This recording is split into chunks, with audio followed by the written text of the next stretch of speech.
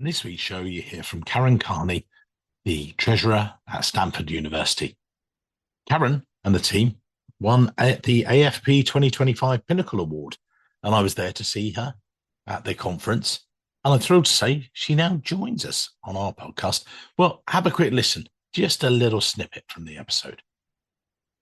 From the outset, so Stanford has generally been quite an innovative place in general. The environment at Stanford is we sit in the middle of Silicon Valley, where Stanford is often called the heart of Silicon Valley.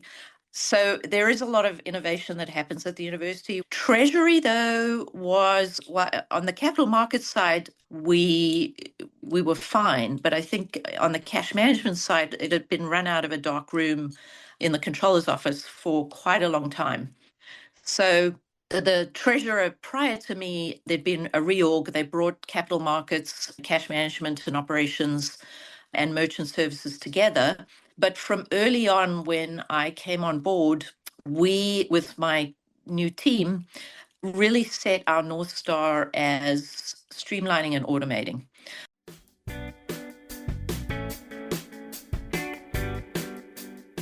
Welcome to this week's Treasury Career Corner podcast, where I interview Treasury professionals about their Treasury careers. Each and every week, I'll talk to treasurers about how they built their careers, where they are now, where they see both themselves and the Treasury profession going to next. Let's get on with the show. In this week's show, I'm joined by Karen Kearney, the treasurer at Stanford University. Stanford University is one of the world's leading research and teaching institutions. With world-class scholars and 7 schools located on a single campus, Stanford offers academic excellence across the broadest array of disciplines. An engine of innovation, blending theory and practice to move ideas and discoveries from labs and classrooms out into the world. I'm going to get Karen to explain a little bit more about the university and all the other things she does. But before that, we're going to go back to the beginning of her career in audit before discovering the wonderful world that is Treasury. Karen, over to you. Hey, Mike, thanks so much. I really appreciate you having me on. So thank you. Yeah, so I'm going to date myself a little bit here. I joined Pricewaterhouse while there was still a big 8 and well before the merger with Coopers and Lybrand. So I was in the London office, straight out of college with a degree in economic geography. I really didn't enjoy auditing. I think that is a common refrain. Yeah. But I think the training was an invaluable foundation. And I would say that the two things that really have been most useful about that time and what I learned then was essentially learning the language of business. I just make it really simple. The components of financial statements, and then second, a foundational understanding of internal controls. And I think those two pieces have really stood me in good stead as my career has unfolded, and even are very useful I would say, in my current treasury role. And with that, you talk us through the steps in those early years and what they gave you, if you like, the first couple of roles and things. Yeah, I have a little bit of a checkered pathway. 2 years into auditing, I was doing fine, but I looked at the partners and I just decided that it wasn't a life I wanted. It wasn't a ladder I wanted to climb. I didn't really like what I saw. I felt creatively stifled. Yeah. And that I was essentially in a sausage machine, a conveyor belt, if you like. So I agonized, obviously. I went to my staff partner, who was the first woman partner in the UK practice. You know how hard she had to work to get there. Yeah. And told her I was leaving to go to cooking school. She was absolutely aghast, tried to dissuade me, but I knew better. I was in my early 20s, and I figured that the longer I waited, the more difficult it would be to extract. Yeah. So I went ahead and attended the Cordon Bleu in London. Cutting a long story short, I worked in the field for a while, but cutting a long story short, I discovered 2 things about the food business. 1, that I didn't have the palate to be a fine chef. And 2, that business is really challenging and difficult. To be a success, it's something you essentially have to marry it. And after 3 years or so of exploration, I wasn't really willing to do that. I had some really interesting gigs, including as a personal chef to a very well-known movie star. But essentially after that, I worked my way back into finance. Initially, I was a temp at a bank in San Francisco that had a bond trustee business. So some early connections to Treasury there. Yeah. And while I was there, I worked for someone who was an Olympic level swimmer, and she swam down in the master's program at Stanford and had met a couple of folks down there. Somebody else had suggested that I look at Stanford, but at the time, I poo-pooed it. I didn't know a lot about the university. I was laboring under the misconception that, oh, it's a university. How complicated can it be? They teach students. That was very misguided. It actually is a very large and complex institution. Anyway, my swimmer colleague had heard about a role at Stanford in financial reporting that seemed like it would be a good fit for my background. So I applied, got the job, and I credit landing there with much of the technical expertise that I was able to garner about university finances. So what I later have come to appreciate was financial reporting was one of the few places at the university where it's possible to get exposure to how the whole complex puzzle fits together. So from the perspective of a technical challenge, I think learning fund accounting, which is the internal accounting system used by US nonprofits who are required to manage the many different colors of money that float around in a large research institution, those are required essentially to be managed separately as individual funds. Yeah. For example, donor funds. Can I just jump in? So as you said, I remember we had our pre-chat, and it's a little bit like, again, when I've talked to people when they're in financial insurance institutions, for instance, where you have your client money and you have your company money, and it has to be managed, but also the rigor that's around it and compliance. And Yep. Essentially, each of these funds has its own balance sheet. And at Stanford, and like many other large research institutions, we have over 45,000 of these funds, which adds a lot of complexity to the internal financial management of the institution. So that's a little bit of how I got into my Stanford, at least. I'm a Stanford boomeranger, so I was here initially for 8 years doing that role and a number of other finance roles, and then left for about 8 years and came back again, but story for later. Yeah. Talk me through, let's talk about, or bring us more up to date, because you came back when you returned to Stanford, but Stanford, when you first started, can you describe, I have an image of Stanford, which you told me about before and actually really educated me. What's Stanford like? Who are Stanford? You have an external view, but what's it like from internal things? It's almost like a mini city. It has a very diversified revenue sources. Most people think about a university, they think about tuition as your primary revenue source. For us, it's only about 10% of our revenue. We're an academic medical center, so we have 2 affiliated hospitals, which, are a nonprofit, large operations in and of themselves. Yeah. Hospitals don't employ their own doctors, so all of the doctors at our hospitals are employed by the university through our medical school. So many of them teach as well as practice. Then there's the research enterprise. So that in fiscal year 25 is about a $2.3 billion enterprise, largely funded, I would say, about 80% by the federal government. A lot of healthcare, medical research. And then, of course, all the auxiliary units, housing, providing food for students. We run a very large, almost a professional sports business. You probably would have seen we had a lot of Stanford Olympians in Milano Cortina.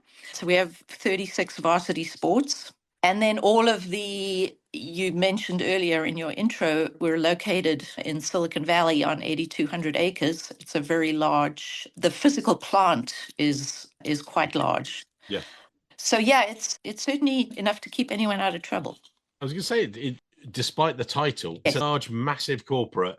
Yeah. I know when I've spoken to some of the treasurers in housing associations, who said, look, we're here to make a profit, but we make a profit for our housing tenants, if you like. Exactly. And you guys reinvest in yourselves. Yeah. I think I always say, people often ask me what it's like to work in nonprofit and how it's different from corporate.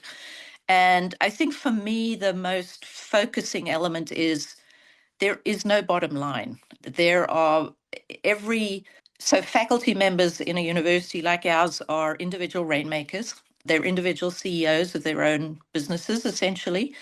And so they all have their own bottom lines, but it's not a financial bottom line. It's a mission-driven bottom line. So that leads to an organization that is often very consensus-oriented when it comes to decision-making and very consultative, which takes getting used to. Certainly if you come from a corporate background, it does not tend to be hierarchical and top-down driven. It's much more bottoms up. Yeah. And then talk us through your move into Treasury, if you will, because you've been the treasurer there for 12 plus years, or coming on 12 years, but you've moved into that role and you've helped shape finance there as well. Because again, I think sometimes people just come in as a treasurer within a corporate and that's it. But you've had all this exposure, but you've been doing Treasury in some of your previous roles as well, but then you've taken on this role. So let me step back a little bit to one of the roles I had while I was on a hiatus from Stanford. As I said earlier, I'd done 8 years at Stanford. I cycled through a number of finance roles, so financial reporting where I started. I did a stint in one of the large in the School of Medicine, one of the large academic units. We had an IRS coordinated exam program where they send in a team and they just basically camp out for a couple of years. I headed up that response team, which was really interesting. And then my last role at Stanford, the first time around, was heading up as the business lead of an ERP replacement, financial system replacement. And that was, I'm going to be very honest here, I don't think anyone would be surprised, the project from hell. It almost killed me. And it actually was what drove me out of Stanford the first time around. I did 3 years and it took them 10 years to get it in. It was a monster. But when I left, I moved into a CFO role at a much smaller institution, but an institution that had quite a high profile in San Francisco. And I was much more involved as a smaller institution and in that role, with the board. I had both the audit and finance committee as well as the investment committee. Real baptism by fire. It was pretty intimidating to go toe to toe with the likes of the captains of industry and the likes of Chuck Schwab on investment policy. But I think I really learned a lot doing that. It was hard, but I think I had to learn very quickly about the nuances of high-level relationships and the symbiosis, especially in a smaller institution, of what can often be the outsized influence of high-value stakeholders. Yeah. So that was a real learning, and I think it stood me in good stead for coming back to Stanford and stepping into the treasurer role, because obviously I do work with the board, primarily the finance committee, and other high-level executive leadership. So the treasurer role was open for quite a while. We did a lot of interviewing of corporate treasurers, and we really found, you alluded to this earlier, but there was a real issue with the cultural fit. So this consensus-oriented decision-making environment was a challenge. I had no background in Treasury, and my boss said to me, "Will you take it on?" And I was like, "Are you crazy? I know nothing about this." Come around, met a lot of treasurers who are the same. No, you know about Stanford. You can learn Treasury. After about 6 months of that, I finally gave in, and I said, "All right, I'll give it a try, but I need to have some people." So I did have to rebuild the team. There was some folks there that were not a good fit, and that's always hard. But I was able to bring in my own team, which was very helpful. Early days, it was pretty hard. One of the challenges was just the lingo of Treasury, especially in the capital markets. I remember my first bond deal. I felt very naive, but I think once you get the hang of that, it was like anything else a technical competency that you learn. Learn it. When you're in that stage of, if you like, learning it, you're an experienced finance professional, you've come in, but you're fresh to Treasury. Talk us through that learning curve over the past 12 years and 10, 12 years or sort of thing. What do you think because also, Joy, you were doing that as Treasury's evolved a lot in that past 10, 12 years. Yep. Talk us through that. From the outset, so Stanford has generally been quite an innovative place in general. The environment at Stanford is we sit in the middle of Silicon Valley, where Stanford is often called the heart of Silicon Valley. So there is a lot of innovation that happens at the university. Treasury, though, was on the capital markets side, we were fine, but I think on the cash management side, it had been run out of a dark room in the controller's office for quite a long time. So the treasurer prior to me, there'd been a reorg. They brought capital markets, cash management and operations and merchant services together. But from early on, when I came on board, we, with my new team, really set our North Star as streamlining and automating. And that started very early on. Right when I started, we had a reevaluation of how we were managing operating liquidity. And one of the things that brought to the fore was the need for a robust cash forecast. So I brought in a data scientist, and this is about, I guess this was 2015-ish. And he did most of the heavy lifting, but we developed a first-gen AI predictive analytics cash flow model. We are just starting to see that come out in the marketplace now from the banks and the TMSs, and I routinely get pitched for take a look at our forecasting model. And frankly, the one we developed in-house performs better and has been a real asset to us. So we just chipped away at automation on an ongoing basis. We took it process by process. We didn't have a TMS. We brought in a TMS. We don't use all of the modules. We use the modules that make sense for us. Our ERP, cash allocation and booking process is all automated. So it's been our debt. So we have a $6.3 billion debt portfolio and run an internal bank. So our internal borrowers are two primary purposes, obviously CapEx. So we run about $500 million of CapEx every year, and about half of that, I would say, is debt financed.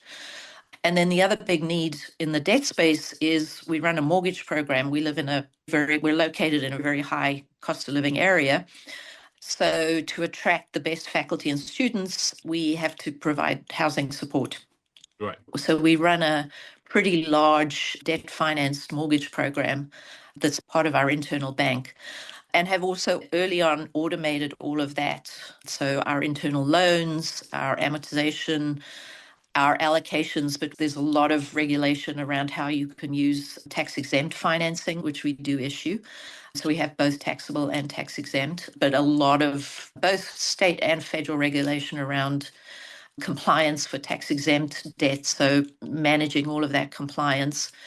So all of that is built into a custom-built system. And we're now starting to see the marketplace develop those kinds of solutions as well. But it's nice that we've had the benefit of them for some time. Where does that come from? What I mean by that is you've already done it. Did you say people are picking up the phone and say, hey, do you want our cash management, this solution? We've already got that. We wrote it ourselves. Where does that come from? Is that someone like yourself going, we should invent this ourselves? Or that's quite unusual, I would say, because you don't get that in a corporate necessarily all the time. So I think our operating environment, it's two things. I think the environment just values innovation and certainly adoption of tech. We're in the middle of Silicon Valley. It's all around us. Yeah. So there's an ethos. So I think that's part of it. It's certainly an institutional value to streamlining. This is fairly recent, but streamlining of administrative systems is one of our top institutional priorities. So it's almost built in to the ethos of the institution, and it's on the academic side, and it trickles down to the administrative side as well. And you've talked about the role there and things, but let's touch on you recently. One of the reasons I came across yourself was I saw you standing on stage at AFP in Boston collecting the award for, I'll let you fill in the rest. Can you talk us through what happened? So last year we won the 2025 AFP's Pinnacle Award, which is for transformative change in finance and treasury. And yeah, this is another example of streamlining and automation. So one of the domains in Treasury is merchant services. So for those who may not be familiar with that, it's the acceptance. It started with the acceptance of compliant credit card payments, which there's a lot of regulation around that for data privacy reasons, but also increasingly digital payments and digital wallets as those have emerged in the marketplace. So we have over 350 merchants across campus in our community, all the way from selling football tickets, athletic event tickets, to executive education programs, to philosophy journals and podcasts. So there's a huge range of needs in terms of processing those payments, incoming payments. And we started out some time ago recognizing that our merchant services program was not really, it had been, when the new PCI compliance requirements came to the fore roughly in 2010, the whole program had been handed over from the business side to our IT side. And they'd done a great job of building infrastructure to really prioritize compliance with PCI, but it was very much belts and suspenders, and it was not very flexible. So what we found was our merchants, there was a lot of frustration, needs were going unmet, and we really were not able to respond to what our clients needed in a customer-friendly and cost-effective way. So we brought the program back under Treasury and into the business and gradually chipped away at various elements of it. But what we won the AFP award for was the development of an application that is essentially a straight-through processing application, very customizable front end, so easily meets the needs of these very disparate needs of these 350 merchants. And then straight through processing of digital payments to the GL. You can choose what kind of digital payment. It's PCI compliant, P2PE encrypted, straight through processing to the GL, and then auto reconciled on the back end. So this has been hugely successful internally. We've estimated that it's saved us across the campus about $1 million in resource time.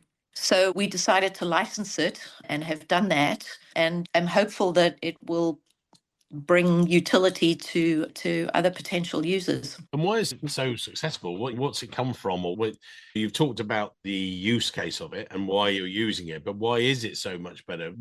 It's the automation takes out a lot of the human friction. The manual work that's involved in booking those payments and reconciling those payments. Right. So it's automated that process in a way that's, you're not going to be able to get rid of people wholesaledly, but it frees up people who are doing that work, both centrally and at the merchant level, for other higher value tasks. Do you think you as a university can do it and that some corporates struggle to do it? Is it just you've got more resource, or why, or you've got a different ethos, or what's about it? I think the ethos has a lot to do with it. We have very creative people, and I think one of the things that we've increasingly learned over time in the finance domain is really trying to tap into our native creative folks on the academic side of the house. So we're increasingly using students to help us solve business problems, talking to our faculty in the business school to tap into their expertise. And we have a lot of expertise in-house. And bringing that to bear on business problems that we face is a little bit of a secret weapon. And with yourself, you and I were just talking before the show about how you collaborate with other universities and academia and things like that. And you said there's much more of a collegiate feel when you're working with other universities and things. Why do you think that is? Or is it, how could people best use that? Yeah, I think it gets back to our mission. And our mission really is, at Stanford, we do not do secret research. And that doesn't directly relate to what we do in Treasury, but the ethos of what we do is for the benefit of the public domain on the academic side, and increasingly is paralleled on the administrative side. And you've talked about how You've worked effectively with this UniRev system and you've done various other things. But Treasury sometimes can be, particularly maybe with institutions, not understood so well. Yeah.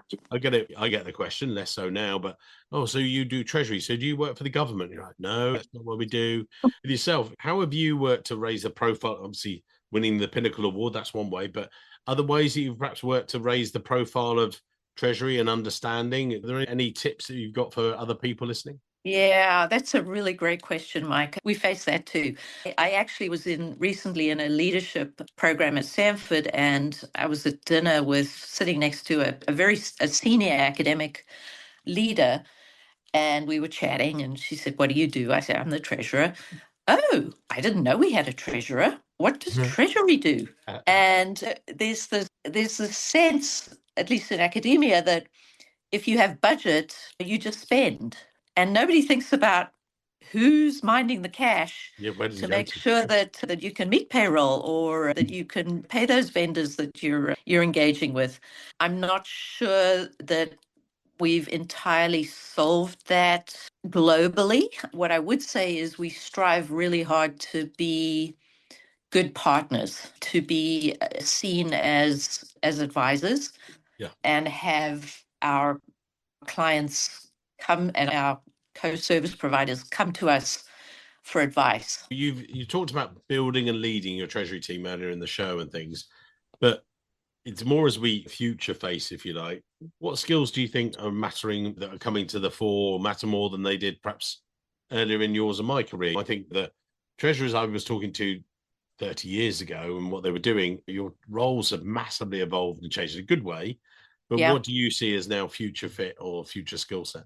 Yeah, that's a great question and something we're actually grappling with. We have an offsite strategic retreat in a couple of weeks, and the focus is AI. I think understanding the fundamentals is always going to be important. That's just a given. Yeah. I think depending on what level of the organization you're at, the balance between technical skills and people skills might be a little bit different. I think the higher up you get, the relationship management and people management becomes maybe more important. But I think all of us are going to have to get to grips with AI. We're focused. I talked earlier about our first gen predictive analytics cash flow model. So we've done a little bit of it, but starting to bring in agentic AI and thinking about how we can use that to further streamline processes and eliminate friction. We call it friction fighting, is our next challenge. And upskilling everybody is something we're grappling with. GCause is an organization in the higher ed space that deals on the technology side of the house. And they have a framing for AI use cases that I really like to use. The basic productivity stuff, helping you draft emails, helping you draft presentations. Process and things. The fourth one is really the reimagining. How do you bring it to bear in your workflows, in your processes, in your models? We all still use spreadsheets and spreadsheet models, and those are inherently prone to errors. How can you use these tools to mitigate those risks? But there is a big gap right now between the promise of AI and what it can actually do and our skill sets. And not just in Treasury, I would say throughout finance, to really start leveraging it. So we're thinking hard about how do we best do that. We're piloting things. We're putting governance frameworks in place. The state of your data is absolutely critical in terms of AI. It's the old adage, garbage in, garbage out. That hasn't changed. So making sure your data is clean. We've spent a lot of time doing that for other reasons, really for reporting reasons. So we're in pretty good shape in that regard. But there's a lot of infrastructure work, I think, that has to take place before you can really even start to leverage the tools and make sure that you're going to get good results. Yeah, and in actual fact, I was just looking at today's newsletter, which is great, quite crazy. Mine, the title was "Does AI Turn You Off?" Because a lot of people are now, and in fact, I saw a guy. It was a great podcast actually. He did this amazing article. It was really good, but he then used AI to turn it into a podcast. He was doing it with value behind it. And I think actually that's a thumbs up. That's brilliant. But I think it was just also, and I commented about this on the newsletter, that I'd saying people are saying, am I worried about AI coming in for the reason? Yeah, but there's what these called, there's these podcast factories where they're producing 3,000 episodes a week just to rack up the hits. But the thing is, they'll produce them, but then people won't listen to them. It's like on YouTube, you see someone who does the AI type video, and I don't know, but I see one and you can see it's enhanced. It's like flick it off straight away. You're like, less. I think there will be natural selection. So I don't think it's, as you say, the AI slop. It's not going to take it tomorrow. So I think we're safe. Well, and yeah, there's the scary sort of 1984 rate of AI taking all of our jobs away. But I just, for me, I think those critical thinking skills and the business acumen to understand what the AI is producing is always going to be really just fundamental and critical. Well, what I'll do is I'll actually put in our show notes actually a link to this article, actually, it was written by David Richards, which is quite weird. He's not relation. I wish he was, because he's got an MBE, which is rather good. I think that he was talking about reflecting about the Industrial Revolution and some of the things. And but it was a really, what's the word, really insightful article, because he was talking about the evolution of labor and how this will be, and these people will win and these people will lose. And yeah, exactly. So I think we're all going to have to adapt, because I think it is an Industrial Revolution type order of magnitude of change, and upskilling is going to be really critical. Now, I wanted to talk just briefly to your background as well. You covered it very eloquently earlier in the show, where you talked about you didn't have a traditional treasury path. Lots of people go in, discover treasury as an analyst, bounce around, and eventually and they end up as a treasurer, whereas yours was so much wider and things. What advice would you give to someone either that's maybe early to treasury, or maybe that doesn't have a traditional path? Maybe they've listened to this podcast and they've been inspired by you. What sort of advice would you give to them about moving into treasury maybe later on in their careers and things, and developing it? Yeah, so I think early on, if you have the opportunity to do a rotation in treasury, I think grab it. Because again, Treasury is one of those places in the institution where you get to see how it all fits together. Certainly, we manage all the cash that comes in the door and all the cash that goes out. So at a high level, obviously, but you need to have institutional acumen, I think, is probably the most, and curiosity about what drives certain flows. Yeah. That institutional acumen is a really important foundation, and I think you can learn treasury. You can learn the technical components, and even better if you have a great team underneath you, because it's the complementary skill sets of the team that can be brought to bear. Yeah. So I think understanding the institution is probably the biggest skill set that you can leverage. And just going back to my career, I think the one thing that, and I heard a TED talk about this actually, and it really resonated with me. It's never say no. If you get offered a project, just always say yes, because there's always something you can learn from it. And it just builds your portfolio, and it builds your knowledge base.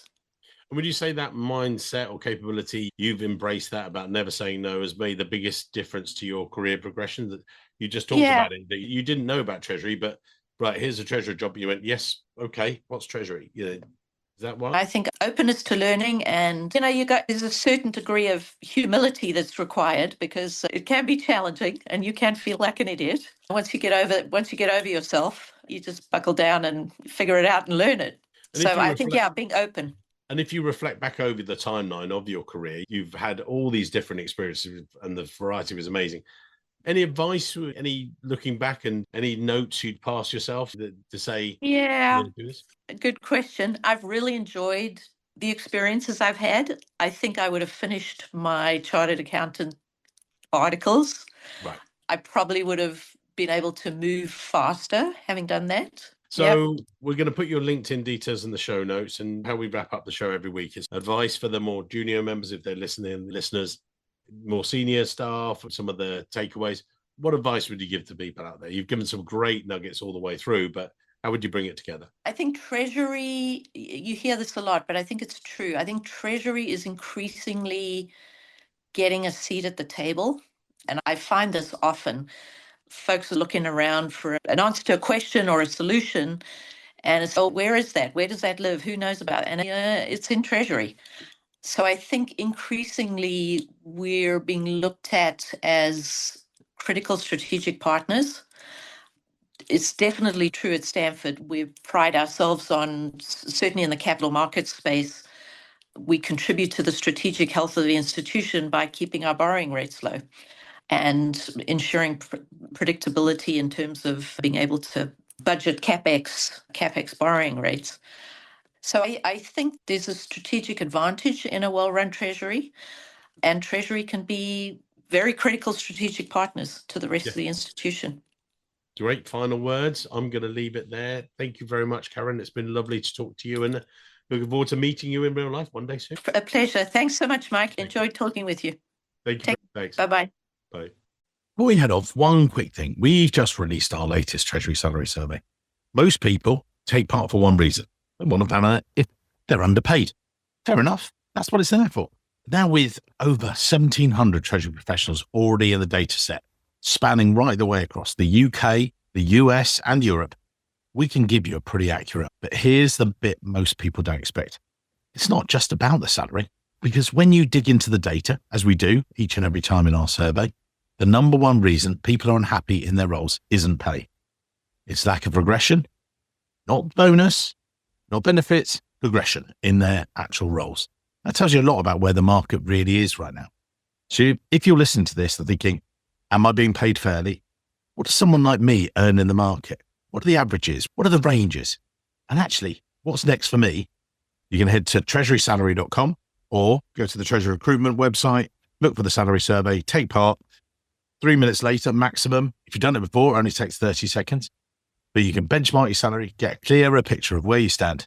The more people who take part, the stronger the data becomes for everyone in the Treasury profession. So fill it in, share it with your team as well. Thanks again for listening. I'll speak to you next week.